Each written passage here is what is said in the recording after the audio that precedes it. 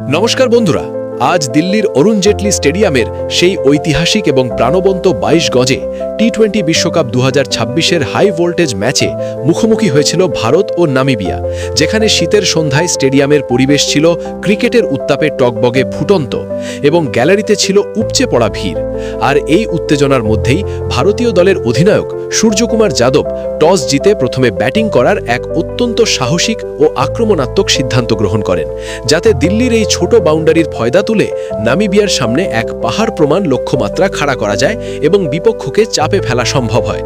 দিল্লির এই ঐতিহাসিক মাঠে যখন ভারতীয় দলের দুই তরুণ তুর্কি অভিষেক শর্মা এবং ঈশান কিষান ওপেনিং জুটিতে ব্যাট হাতে ক্রিজে নামেন, তখন দর্শকদের উন্মাদনা ছিল দেখার মতো এবং নামিবিয়ার পক্ষ থেকে তাদের সবচেয়ে অভিজ্ঞ পেসার রুবেন ট্র্যাম্পেলম্যান নতুন বল হাতে আক্রমণের দায়িত্ব কাঁধে তুলে নেন, যাতে শুরুতেই ভারতীয় ব্যাটিং লাইনআপে ধস নামানো যায়। অভিষেক শর্মা কিন্তু বোলারকে থিতু হওয়ার কোনো সুযোগই দেননি এবং ট্র্যাম্পেলম্যানের প্রথম বলটির গতি ও লাইন বুঝে নিয়ে কাভারের ওপর দিয়ে এক দর্শনীয় ৪ মেরে ভারতীয় ইনিংসের সূচনা করেন, যা দেখে স্টেডিয়ামে উপস্থিত হাজার হাজার দর্শক সিট ছেড়ে উঠে দাঁড়াতে বাধ্য হন এবং ভারতীয় দল শুরু থেকেই বুঝিয়ে দেয় যে তারা আজ বড় রানের লক্ষ্যেই এগোচ্ছে। কিন্তু খেলার চতুর্থ ওভারে নামিবিয়া দল প্রথম স্বস্তির নিঃশ্বাস ফেলে, যখন তাদের পেসার বেন শিকঙ্গ আক্রমণে এসে নিজের গতির জাদুতে ঈশান কিষানকে বোকা বানাতে সক্ষম হন। ঈশান কিষান একটি বড় পুলশট খেলার চেষ্টা করেছিলেন, কিন্তু বলের অতিরিক্ত বাউন্স তাকে পরাস্ত করে এবং তিনি ১৫ বলে ২২ রানের একটি ঝোড়ো ইনিংস খেলে প্যাভিলিয়নে ফিরে যান, যার মধ্যে ৩টি ৪ ও একটি বিশাল ছক্কা ছিল।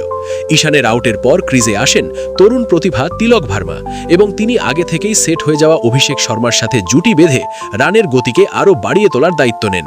খেলার মাঝের ওভারগুলিতে যখন রানের বন্যা বইছিল, ঠিক তখনই অষ্টম ওভারে অভিজ্ঞ স্পিনার বার্নার্ড শোল্টস আক্রমণে আসেন, যাতে এই জুটি ভাঙা যায়। কিন্তু অভিষেক শর্মা আজ থামার পাত্র ছিলেন না। তিনি শোল্টসের ফ্লাইটের ডেলিভারিগুলোকে সীমানার বাইরে আছড়ে ফেলে পরপর ৩টি গগনচুম্বী ছক্কা হাঁকান এবং মাত্র ২৮ বলে নিজের অর্ধশতরান পূর্ণ করেন, যেখানে ৫৫ রানে অপরাজিত থেকে তিনি নামিবিয়ার বোলিং আক্রমণকে এক প্রকার ধ্বংস করে দিচ্ছিলেন। ১৫ ওভার শেষে ভারতের স্কোর ২ উইকেটে ৬৬০ রানের গণ্ডি পার করে ফেলেছিল, যেখানে তিলক ভার্মা তার ক্লাসিক্যাল ব্যাটিংয়ের প্রদর্শনী দেখানোর পর দুর্ভাগ্যবশত আউট হয়ে যান। তিনি একটি কাভার ড্রাইভ খেলতে গিয়ে বলের মুভমেন্ট বুঝতে ভুল করেন এবং ৩০ বলে ৪৫ রানের এক গুরুত্বপূর্ণ ইনিংস খেলে মাঠ ছাড়েন, যার মধ্যে ৫টি ৪ ও ২টি ছক্কা ছিল। অরুণ জেটলি স্টেডিয়ামের এই সন্ধ্যা তখন পুরোপুরি ভারতীয় ব্যাটারদের দখলে চলে গিয়েছিল এবং তিলক ভার্মা আউট হওয়ার পর ক্রিজে নামেন স্বয়ং অধিনায়ক সূর্যকুমার যাদব এবং ফিনিশার রিঙ্কু সিং। আর এই দুই ব্যাটার ক্রিজে এসেই নামিবিয়ার বোলারদের উপর রীতিমতো তাণ্ডব চালাতে শুরু করেন এবং শেষ কয়েক ওভারে এমন মারকাটারি ব্যাটিং করেন যে নামিবিয়ার ফিল্ডাররা কেবল দাঁড়িয়ে দাঁড়িয়ে বল সীমানার বাইরে যেতে দেখা ছাড়া আর কিছুই করতে পারছিলেন না। স্টেডিয়াম জুড়ে তখন শুধুই সূর্য ও রিঙ্কু নামের গর্জন শোনা যাচ্ছিল, কারণ এই দুই ব্যাটার রানের গতিকে ঝড়ের বেগে এগিয়ে নিয়ে যাচ্ছিলেন এবং ইনিংসের ১৯তম ওভারে আসল নাটকীয়তা দেখা যায়, যখন নামিবিয়ার অধিনায়ক শেষ চেষ্টা হিসেবে ট্র্যাম্পেলম্যানকে পুনরায় আক্রমণে আনেন। কিন্তু সূর্যকুমার যাদব আজ ভিন্ন মেজাজে ছিলেন এবং তিনি বোলারদের সমস্ত পরিকল্পনা ভেস্তে দেন। সূর্যকুমার যাদব এই ওভারে তার সেই বিখ্যাত এবং জাদুকরী সুপলা শট খেলে উইকেটের পেছন দিয়ে দুটি অকল্পনীয় ছক্কা হাঁকান, যা দেখে পুরো স্টেডিয়াম আনন্দে ফেটে পড়ে এবং তিনি মাত্র ২২ বলে ৪৮ রানের এক অধিনায়কত্ব ইনিংস খেলে অপরাজিত থাকেন, যেখানে তার প্রতিটি শটে আত্মবিশ্বাস ঠিকরে বেরোচ্ছিল। অন্যদিকে রিঙ্কু সিংও কোনো অংশে কম যাননি।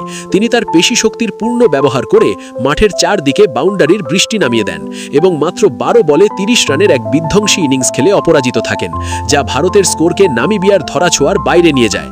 নির্ধারিত ২০ ওভার শেষে ভারতীয় দল ৪ উইকেটে ৪২৫ রানের এক হিমালয় সম এবং বিশাল স্কোর খাড়া করে, যা তাড়া করা যে কোনো দলের পক্ষেই প্রায় অসম্ভব ছিল। দিল্লির অরুণ জেটলি স্টেডিয়ামের ফ্ল্যাড লাইটের আলোয় ২২৬ রানের এই বিশাল লক্ষ্য নামিবিয়ার সামনে পাহাড়ের মতো দাঁড়িয়েছিল, যার ফলে তাদের ব্যাটাররা মানসিকভাবে শুরুতেই চাপে পড়ে যায় এবং ভারতীয় ড্রেসিং রুমে তখন থেকেই জয়ের সুবাস পাওয়া যাচ্ছিল। আর গ্যালারিতে থাকা দর্শকরাও আগাম উৎসব শুরু করে দিয়েছিলেন, কারণ সূর্য ও রিঙ্কুর সেই পার্টনারশিপ ম্যাচটিকে এক পেশে করে দিয়েছিল। ২২৬ রানের এই কঠিন লক্ষ্য তাড়া করতে নেমে নামিবিয়ার ওপেনাররা যখন ক্রিজে আসেন, তখন ভারতীয় বোলাররা প্রথম বল থেকেই তাদের ওপর চড়াও হন এবং অর্শদীপ সিং তার বিষাক্ত সুইংয়ের মাধ্যমে নামিবিয়ার ব্যাটিং অর্ডারে ধস নামাতে শুরু করেন, যা দেখে বিপক্ষ শিবির আতঙ্কিত হয়ে পড়ে। অর্শদীপ সিং তার ইনসুইং এবং আউটসুইংয়ের এমন প্রদর্শনী দেখান যে নামিবিয়ার ওপেনার মালান ক্রুগার প্রথম ওভারেই পরাস্ত হন এবং একটি রক্ষণাত্মক শট খেলতে গিয়ে মাত্র 3 বল খেলে 0 রানে আউট হয়ে প্যাভিলিয়নে ফেরেন, যা নামিবিয়ার জন্য ছিল এক বিশাল ধাক্কা।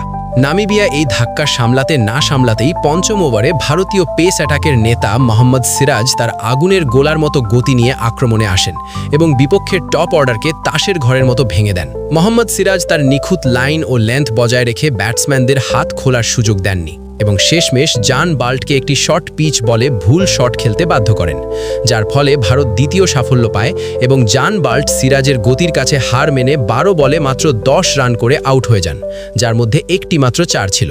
পাওয়ার প্লে শেষ হওয়ার আগেই নামিবিয়ার স্কোরবোর্ডের অবস্থা তথৈবচ হয়ে পড়েছিল, যেখানে ভারতীয় পেসাররা পূর্ণ আধিপত্য বিস্তার করেছিলেন এবং দিল্লির গ্যালারি জুড়ে তখন ইন্ডিয়া ইন্ডিয়া চিৎকার প্রতিধ্বনিত হচ্ছিল।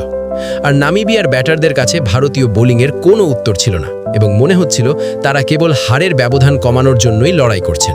নামিবিয়ার হয়ে একমাত্র জন ফ্রিলিংক কিছুটা লড়াই করার চেষ্টা করেছিলেন এবং 10ম ওভারে যখন অক্ষর প্যাটেল আক্রমণে আসেন তখন তিনি একটি ছক্কাও মারেন। কিন্তু ভারতের সবচেয়ে বড় সাফল্য আসে 12তম ওভারে, যখন রহস্যময় স্পিনার বরুণ চক্রবর্তী বল হাতে নেন এবং সেট হয়ে যাওয়া ফ্রিলিংককে স্টাম্প আউট করে দেন।